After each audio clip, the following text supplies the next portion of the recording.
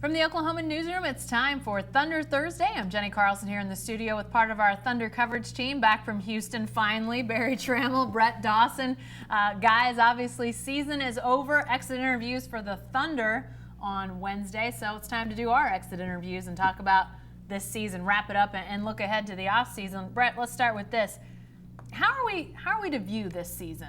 I mean, obviously playoffs, 40-something wins, Westbrook, all of that, but how should Thunder fans be looking at this? Well, first of all, these might be our exit interviews, but I'm not going to Los Angeles for the summer. It's not quite in the budget or for me. London, or the good Korea, right. or anywhere else. Or the good Korea, yes. Correct. I love the good Korea. I think you look at the season, you have to look at it through the lens of what happened on July 4th. You have to look at it with the glasses that show you that Kevin Durant left for the Golden State Warriors and you didn't get anything back for one of the top 3 or 4 players in the NBA. From that standpoint, they exceeded the win total that Vegas set for them in the preseason. They did a little better than their Vegas over-under. They reached the playoffs. All things considered, I think it's a successful year. I think basically they had a successful year once they clinched a playoff berth with this group. In the grand scheme of things, maybe it's a little bit of a disappointment in the sense of this is an organization that's been on a trajectory that when it gets in the playoffs, it wins. Other than the year that an injury situation kept them out, they've won a first-round series. And so from that standpoint, I think going out, just doing a live chat today, interacting with some Thunder fans, I think some disappointment. So I think it's kind of a little bit of a mixed bag. What about it, Barry? How do you view the season? Well, I think it's more fun than anything. I mean, Russell Westbrook made it fun, and that historic drive at the triple-double, season triple-double, thrills every night. So the games themselves were as fun as ever. Now, they didn't win as much, so there was more disappointment. Get to the playoffs, lose, as Brett said, that's disappointing. You sort of held it in the back of your mind, hey, this team can sort of rise up and surprise. And the truth is, they could have beaten Houston. They had 4 straight close games. They just happened to lose 3 of the 4. So didn't get it done. So no reason to expect that this team was going far in the playoffs, though. It was not a deep team. It was not an overly talented team compared to a Western Conference playoff team. So I'd say it's more fun than anything and sort of a bridge between the Kevin Durant era and whatever comes next. Brett, you mentioned your live chat with people, questions and the sense you got from people about the disappointment and, the playoff success in the past. But I also think, and I'm curious what you guys think about this, a lot of people I've heard talk about, with the departure of Durant and then being faced with watching Harden every night in the playoffs. I think a lot of people were really, what was the role of Sam Presti? What was the role of the front office? I've heard people say there should have been a plan B. If Kevin Durant leaves, we've got these other guys in place. Plan Bs are great. It's great to have a plan B in life, but I'm not sure that's feasible. And so some of that, where the disappointment is coming from is interesting in my mind. What are you sensing about where that's all coming from for people? Well, look at the recent history of losing a player of Kevin Durant's caliber. It basically doesn't exist. There is no history of losing a player like that for nothing. Almost everybody gets something. They get draft picks, they get something. And so a plan B for that is hard to contend with. It's like when you talk about depth. You could have a lot of depth, but if you lose Russell Westbrook, it really doesn't matter what your depth looks like. So when you lose a Kevin Durant, you can sort of plan ahead for that. And the Thunder has always sort of been of two minds as a franchise as it builds. How do you compete now and get as close as you can get to winning a championship, including in some years going all in to try to do it? And how can you never bottom out? How can you always stay a viable team in a small market that you don't know, that's always sort of known success, and you don't know how your fan base is going to react to a lack of success, a situation where you really hit rock bottom. So they've always sort of built that way, and they continue to build that way. This is year one of seeing what it looks like to have Russell Westbrook be the centerpiece, not one of 2 centerpieces, but the guy. And so that's going to be a process. Changing that is going to take some time. That was never going to be something that you recovered from right away. Does Sam Presti hold any blame in where the Thunder is right now, Barry? If whatever it is, it's just minor mistakes he might have made in the draft or with the contract. The idea of a plan B is absurd. You can't have 2 parallel plans, and the plan was Kevin Durant and Russell Westbrook leading us to great glory. And they built a roster around that, they built a culture around that, and while you're doing that, you can't simultaneously be building towards the possibility of Durant not being there. It's just not feasible. So when Durant left, You have to recalibrate. You have to not start over, but you have to shift and sort of go a different direction with a roster that's not built to go in that direction. So this was a year in which transformation. I think Presti's on the sort of on the clock for next season because he's now known for 10 months that Kevin Durant's not in the future. He's going to know here in the next 2, 3, 4 months. This is what he's got to do. So I think this Thunder season, for what they were left with, was pretty good. I mean, I thought they'd win in between 45 and 50. That's what they did. I picked them 5th in the West. They got 6th. They weren't one of the 3 or 4 best teams in the West, and this is what happens when you're the 6th best team in the West. You usually go home after one round. So you got to recalibrate. Whatever the plan B is now is plan A. So, move on. So Sam Presti is on the clock now, but no way can he be held accountable for whatever's perceived as a bad season. Yeah. Well, we'll talk about what is happening moving forward here in a second. But let's just take a second and look back at this series against the Rockets, guys. Whoever wants to start with this, fill in the blank. Thunder's 5-game series loss to the Rockets in round 1 was? Completely expected when you look at how many good players the Houston's had compared to Oklahoma City. Houston just had more good players. Each team had a superstar. The Rockets had more good players outside the superstars. It's not any more complicated than that. Houston had a 5-man unit that was really good, starting unit, and then they brought 3 really good players off the bench. Their 2nd, 3rd, and 4th leading scorers in this series came off the bench. When Billy went to the bench, his starting unit was really good. His starting unit outplayed Houston's. But when Billy went to the bench, here came some one-dimensional players. And, guys we like, guys going to be part of the future, but guys not as good as Nene and Eric Gordon and Lou Williams. I would say that it's a series that it's kind of an omen. It tells you, here's what we know about the Thunder over the course of the regular season. Russell Westbrook was magical. He was unbelievable. He was unstoppable. And the Thunder as a team was a little lucky. It's a team that, based on its net rating, the way it scored versus the way its team scored, should not have been as good a team as it was. Didn't project as a 47-win team, more like a 42-win team. You get into the playoffs, you see that that's harder to sustain, and you understand how some of that luck went. You can't rely on that luck again. You couldn't do it in the playoffs, and you can't do it in a regular season. And so I think it's a telling series. It says what you have to do going forward. You've got to get better on the bench. You've got to take some of that load off Westbrook. You have to find a consistent plus point guard who can come in and just give you some minutes and not have the thing fall apart. That was a thing the Thunder set out to do all year, be a team that could compete with Westbrook off the floor. They failed in that sense, and so they've got to start over and figure out what that's going to look like next year. Okay, as we look back on that 5-game series, guys, stock report.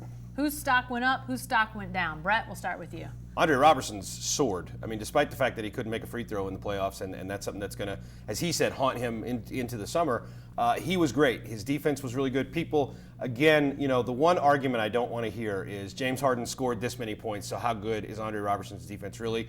Well, you got to look beyond those numbers. You got to look at how he shot. You got to look at what the Rockets did. Their sum total of offense when he was on the floor versus when he was off. A better offensive team with him off the floor in this series. That's because of what Robertson did and what Robertson took away from him, not only as a scorer, but taking away some passing options around the floor and giving him a body to look over, a guy who was playing tight defense all the time. Robertson was spectacular defensively. Offensively, some of that is fool's gold. It's not sustainable because James Harden is not a great defender and he was letting him do some things. But he was the Thunder's second best player in the series, the Thunder's second best player by a wide margin in the series, and I don't think anybody saw that going in. That is a heck of a way to go into free agency. Barry, what about it? I'll say Jeremy Grant's stock went up. Now, he's getting killed on the plus-minus. For the totality of the series, Thunder got outscored a lot when Jeremy was on the court. Why that is, I don't know. Most plus-minuses, I can give you an explanation. But I thought Jeremy played pretty well. He showed a lot of offense that we didn't always see. And rim protection, rebounding. I thought Jeremy Grant played really well and gave the Thunder hope that no matter what they do with that front court, whether Tanner's traded, whether Gibson bolts in free agency, whatever the case, I think Jeremy Grant has a future as a power forward for the Thunder. What about down? Whose stock took the biggest hit in this series, Brett? Well, I'm going to give an answer. I don't think Barry can differ from my answer, probably. We'll see if he can. But Enes Kanter was unplayable. Maybe the coach even said that to an assistant coach. If you're to believe the lip readers. We knew Kanter wasn't going to be a big factor in this series. We know he has a hard time defending against teams like the Rockets that can kill you in that spread pick and roll. They basically had to play him only in minutes when James Harden wasn't going to be on the floor to avoid some of those switches and mismatches. So we knew his minutes were going to be limited. The thing is that even in those limited minutes, he just wasn't giving the Thunder what he typically gives it. And the team really needed that stuff. It needed some offense to stay afloat. He was mostly covered one-on-one. They didn't bring the double team on that easy pass for him to make that he can make out to Alex Abrines. They took that away from him. It took away a lot of his offense. And then he just missed a lot of shots. I think there probably was a sense of him knowing that he was going to play such limited minutes and trying to get a lot done in those minutes. I think things felt forced for him. He's a guy who, as the Thunder moves into the offseason, it's going to look at him as a trade option. Obviously, we all know that. This did not do much for his trade stock. Seems like backup point guard took a down stock turn as well, Barry. Not in my eyes. I didn't have him anywhere elevated at all to start with. Although I love Samaj Christian as a person, so I feel bad talking about him. But no, the backup point guards were terrible. But Enes Kanter was bad. I'll tell you, a guy whose stock went down though was Victor Oladipo. Not long term. He's still a good player, and I think he's got a bright future. But he did not perform well in this series, and shot horrible in the 3 games in Houston. Was pretty good in Oklahoma City, but 3 road games and what was he? I think it was 9 of 42. Yeah, something kooky, something crazy. In the low 20s. Yeah, so just didn't give the Thunder what they have to have. On this team, Victor Oladipo's got to score. So he didn't do it in those 3 games in Houston, and doesn't mean his future is cloudy, doesn't mean his future is undecided, doesn't mean the Thunder needs to get rid of him. Just mean he needs to play better. Yeah, I thought Alex Abrines was actually a little bit of an upstock. Maybe not as much as the guys you guys mentioned, but I thought that he played well at times and showed some things. Even played some crunch time minutes that I thought were pretty decent. So and I think competed a little bit defensively. I think if you're a Thunder fan, you feel pretty good going into an offseason on Alex Abrines. I actually feel better about Doug McDermott too. I thought he was okay in terms of he made some plays. All right. Well, let's talk a little bit about the offseason, guys, because obviously now that's where we start trending. And let's start with something Brett said, which is obviously contracts are going to be a big deal. Eric Horn, our third wheel of the Houston trio here is out today, but he wrote today about Russell Westbrook and his contract situation, which we can talk about in a second. But Brett, you brought up Andre Robertson. He's obviously a restricted free agent, a guy that they tried to get signed before the season, got Oladipo's deal done, got Adams' deal done, but did not get Andre's done. What are we to think is going to happen here? Because it looks like he's going to probably command a pretty big number at this point. Well, it's going to be a significant raise. I mean, he's making less than $3 million this year, and he's going to, is he going to triple what he made? There's a chance that he'll come close to that. I mean, ESPN had some guys in a roundtable discussion on Wednesday talking about whether he was worth $15 million a year if somebody offers that. Do the Thunder need to match that? I think 15 is a little high, and I don't know that he's necessarily going to get that, but we've talked about this before this year. There's 2 things at play. One, you look at the Solomon Hill contract in New Orleans, which was for around $14 million. He's a better player than Solomon Hill. Now, Hill might be a little bit better offensively. Neither one is a great offensive player. That's not why they got their money. It's for defense. And the other thing is it only takes one. It's not like there has to be a bunch of consensus around the league that, Andre Robertson is a 12 or 13 or $14 million player. It's got to be one team that says, we think this guy is a big piece for us. We're going to offer him a deal that's going to be tough for the Thunder to match, and if it does that, that's going to be a challenge. What's the high end for the Thunder, Barry? Because we don't know what the other teams are going to do, but what should that high number be for the Thunder? I think Andre Robertson's in the $12 million range. The people who talk about $6, $7, $8 million for Robertson have a completely devaluation of defense. The Thunder does not want to consider a future without a defender like Andre Robertson. Russell Westbrook's 28. He's pretty much going to play defense the way he's going to play it. We know that by now, which is he rests a lot. And Andre Robertson never rests. He's always a bulldog out there, always on the best player, always fanatical, and up to the task. Those guys are hard to find. The Thunder does not want to let that go. However, you can't pay $14 million to a guy that can't make a basket and shoots 3 of 19 from the foul line or whatever he was.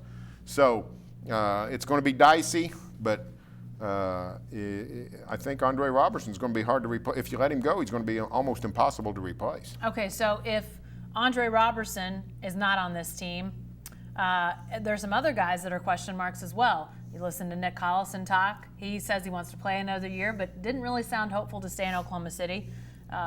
Roberson, and then Taj Gibson, who sounded probably of the three, maybe like the most hopeful.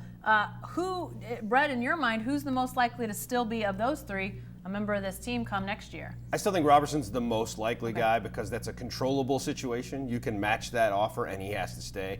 That's the nature of restricted free agency. And so, if somebody comes in and says he's worth $12 million to us, Thunder says he's also worth $12 million to us, he's staying put. He doesn't have a choice in that matter. Yeah. Taj Gibson, I don't know what the market's going to look like. And I think that's the thing. The market is not set on Gibson. There are some guys, Solomon Hill, Michael Kidd-Gilchrist, they've set a sort of idea of the Robertson market. I don't know if we have that yet for Gibson, and so until we have a great sense of what his value is to other teams, we're not going to know exactly what the Thunder's going to have to spend to keep him, and I think there's a ceiling certainly on what they're going to spend to keep Taj Gibson. I don't know what it is, but I'm sure Sam Presti goes into the summer with a number in mind. I think those two guys are the decreasingly likely, Robertson first, then Gibson.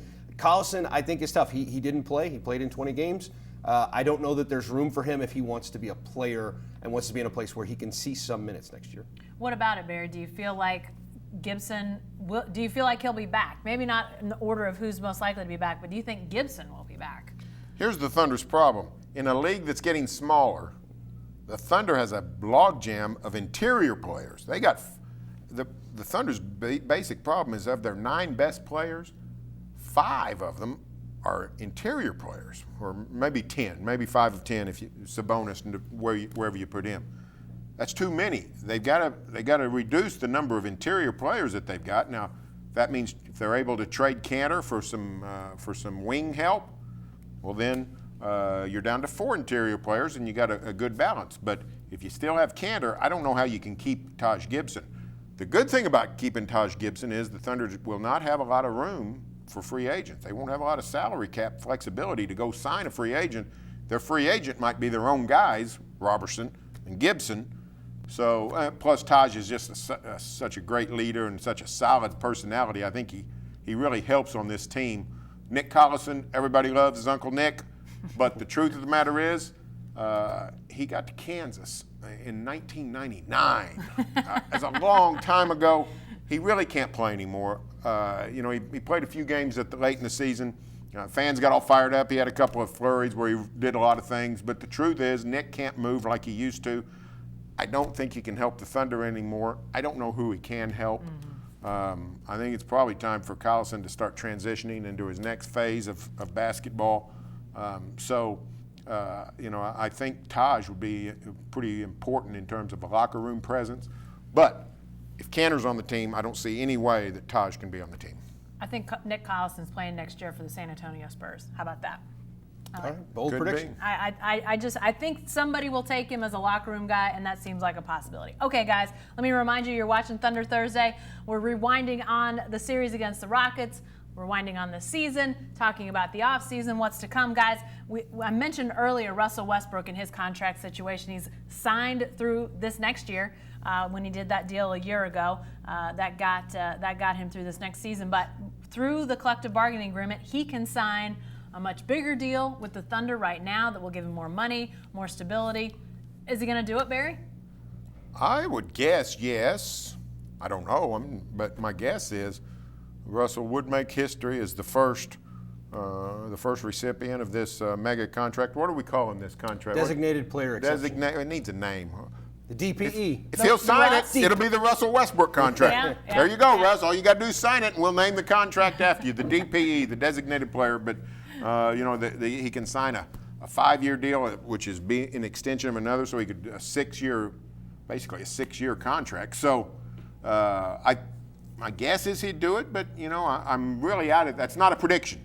I'm out of the prediction business on free agency and have been since 10:52 a.m. on July 4th. So it's not a prediction.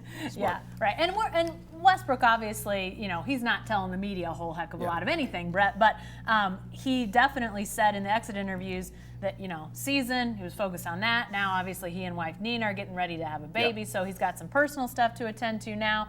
But, clearly the stability and the financial, eye-popping numbers. That's got to be something that any player would say, listen, how can I not think really long and hard about this? Well, he does have to think really long and hard about it, and he's got a great out right now for talking about what his timetable is and all that.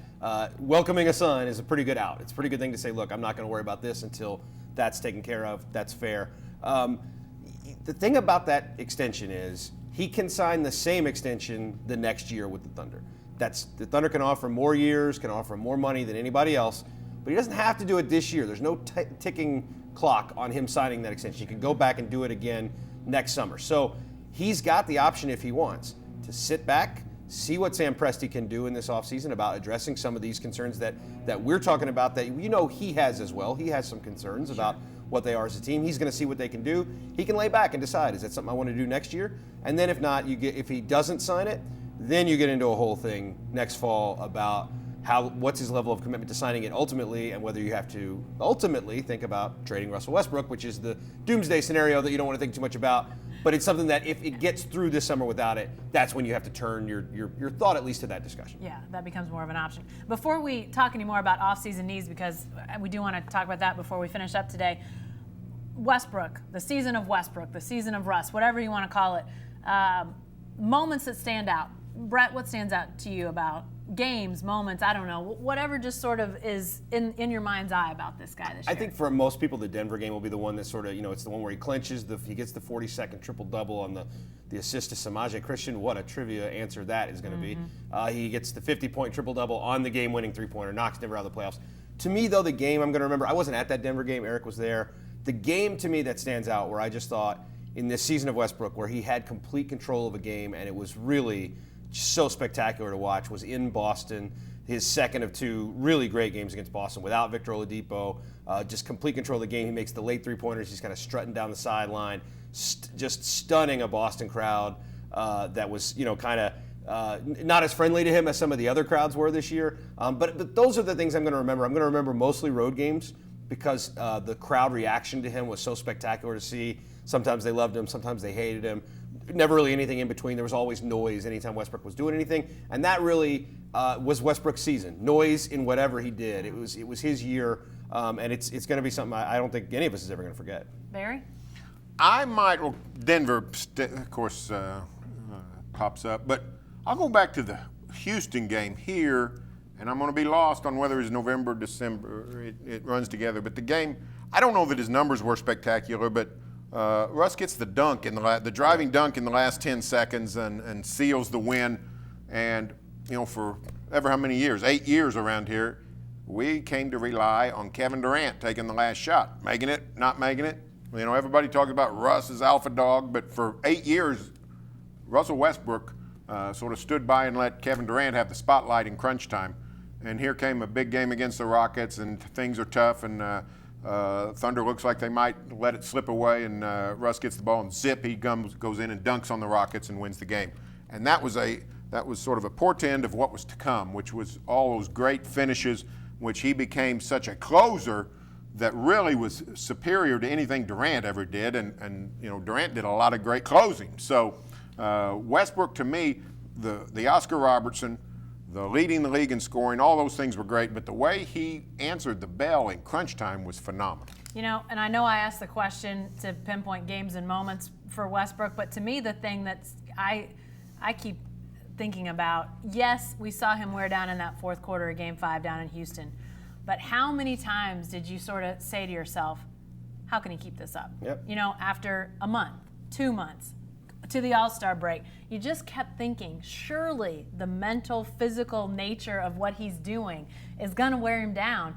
And yet we still saw him with that 20-point third quarter in game whatever, what would that be, 86 of his season, and the style that he plays. To me, that's the thing that, again, it's not a moment, it's not a game, but it's still the wow of it that stands out to me that he was able to do that. Well, the other thing, I've brought this up more than once, but it's to me, one of the truly telling weeks of the Russell Westbrook experience this year when he goes to Orlando and they're down 21 and he makes this incredible comeback to get him into the fourth quarter in overtime, and he has the 50-point triple-double, and they seem dead and buried. And Billy Donovan comes out afterwards and he says, like what he did the other night in Dallas, that wasn't really anything special. This, we were dead in the water here. And it's like, They were down 13 with 3 minutes to go, and he just came back and won the game by himself, and the coach is like, whatever. It was an amazing season from that standpoint. He did so many things that were so spectacular that even his coach sometimes thought were routine. It's unforgettable. First half, triple doubles in the playoffs. I mean, just stuff that became, routine, which it's unbelievable. All right, guys, before we wrap up, let's talk a little bit more about off-season needs. Obviously, people are going to be looking at the draft coming up. That'll be sort of the next big focus. Obviously, free agency and what happens there. Existing players. Barry, what are you thinking about as it relates to how this team can improve moving forward? The easiest way for this team to improve is to go find a quality backup point guard. Now, some of these other things we're talking about, getting another superstar, finding a 3-and-D wing, all those kinds of needs, it's easier said than done. Finding a backup point guard who can really play is not that difficult. Most teams have one, and there's no reason why the Thunder shouldn't have. Not having one really cost the Thunder this year. Cameron Payne didn't develop. Just didn't happen. Nobody's fault. Just didn't happen. He got traded to Chicago. He's not playing for Chicago, and they're literally just grabbing guys, whoever can pop into their mind, to play point guard. He's not even suiting up. Didn't pan out at point guard. They had to piecemeal it together with Samaj Christian and later Norris Cole. If you get a good backup point guard, that relieves a lot of stress off Russell Westbrook. He can sit a little bit more. He can also play off the ball some. He can concentrate on defense a little bit more, which is frankly his weakness. And I think it just improves everything. It's easy to find those guys. Thunder has found them before. Find them again, and you've helped this team without doing all that much. I think the other easy way to get better, the other, what I would argue is just as easy, is just natural progression from Domantas Sabonis and Alex Abrines. Those two guys need to be better, but they're at a stage in their career where they should get better. Domas in particular is a 20-year-old guy when the season started. He's got a high ceiling, I think, in terms of there might not be a player on the team who can get better at both ends the way he can. He can get to be, he's not going to be a specialist in his career. He's a guy who should be able to score in a variety of ways and defend a variety of positions. We saw in the second half of the season, he's got a long way to go to get there. We also saw in the first half of the season, he has a lot of potential to reach that point. Abrines is a little older. I mean, I think sometimes we make a little much about how young Abrines is. He's 23 years old. It would be like a college senior having come in, but there's still a lot of room to develop. He's got to get stronger. We saw I think he got better and better as the season went on. I think some of that will continue to happen. And so that's real easy. This is a player development franchise. It's what they built the franchise on, and so there should be an expectation that those guys will make a pretty significant jump. Seems like to me a couple guys that could also really see some big improvement are those guys that have already signed those next big contracts. Steven Adams, Victor Oladipo. Oladipo talked particularly, I mean, almost to the point of seeming apologetic in the exit interviews that, like, I'm going to be better. I'm getting after this. He said that he wanted this summer to be like his summer before his last year in Indiana, where he just really went after it hard. And those two guys are obviously talented. When you think about the change that this franchise underwent, I mean, you can say there were a lot of people that faced a lot of change, but when it comes to the defensive expectations on Steven Adams, the role change for Victor Oladipo, I mean, these two guys went through a lot of change this year, an offseason of improvement. Who knows where they could come back, Barry? I like both of them's future. They signed the contracts in the summer. Steven for, what was it, $25 million a year, Victor for $20 million a year, something like that. And the problem with that is when you sign those contracts, people think, well, he's a $20 million a year player. He's a $25 million a year player. No, he's not there yet. They signed those guys for what they hope they will become. And the truth is, neither one of them made that kind of money this year. They were making $5 million, $4 million, $6 million, whatever it was, and they played better than a $4 or $5 or $6 million player. They just didn't play as good as a $25 or a $20 million player. So the progression has to come. The Thunder future is sunk if those two guys don't progress and progress well. But I think they will. I mean, they're already really good players. I think they can get a lot better. Lastly, guys, I mentioned exit interviews a second ago, and unfortunately neither of you got to be there for the day of exit interviews on Wednesday, but I'm sure you read transcripts and listened to some of the audio. Anything in particular stand out to you, Brett? Yeah, I mean, to me, the real revelatory guy was Taj Gibson. I thought he was really interesting to hear talk. He talked about this place and how at home he felt. And look, he's a free agent and nobody else has offered him a contract yet. So we'll see what happens when that starts to happen, and we'll see what the Thunder wants to do in terms of matching, whether he wants to stay here. But he talked about the reasons he liked being here. He talked about going to the memorial and feeling this connection to the city. And he said some really, I thought, fascinating stuff about Russell Westbrook. I think some perspective on Russell that we don't get from a lot of guys who have always been around him. He's known Russell a long time, since college, from a distance. He has a sense of the way people feel about him from afar and the way people feel about him inside a locker room. And he talks some about building around Russell and about guys, why guys should want to play for Russell and play in Oklahoma City. That stuff, to me, I don't know that we hear a ton of that from other people, and I think because of the nature of the way he came in, he had a lot of perspective on that stuff, and I found that stuff really enlightening. Yeah, vastly interesting. I think I even asked him at one point. He's a guy who was native of New York, played his college ball in LA, spent the first how many ever years of his NBA career in Chicago, and now he's calling Oklahoma City home. I mean, like, this is not what you'd expect. What are you trying to say? We're slightly smaller than those other metro areas, but it was interesting, Brett. I agree. Barry, what stood out to you about exit interviews, what you saw and read? Unfortunately, I didn't get to read Taj's. I don't know what the deal was. He's the only one I didn't get to mull over. I would say Russell seemed really lighthearted and, sort of he was introspective, relaxed I thought. and those kind of things. Yeah. Mm-hmm. And we talked about it earlier today. It's pretty typical of Russell Westbrook. He's semi-normal when the season's not going on. He's charming in the off season. He's charming in media day and a little bit into training camp. But when they start putting the standings in the paper, he puts the face on and the attitude, and it lasts for about 5 or 6, 7 months. So it's good to see Russell. He's about to become a father, so good for him. That'll change his life like nothing else. So, to me, it showed that, Russell sort of accepts that the season's over. He was fighting like a bulldog, 12 hours earlier, but, now he knows that the games are over and it's time to be a normal person. I thought it was almost humorous, him talking about structure and consistency being his off season, and that's important. I thought, listen, dude, you have no idea. When you have a baby in the house, there's no consistency in your life. Get ready for it. We'll talk a lot more about the off season, what's coming up for the Thunder in the coming days and weeks. So be sure to stay with the best coverage team anywhere at newsok.com and every day in the Oklahoman.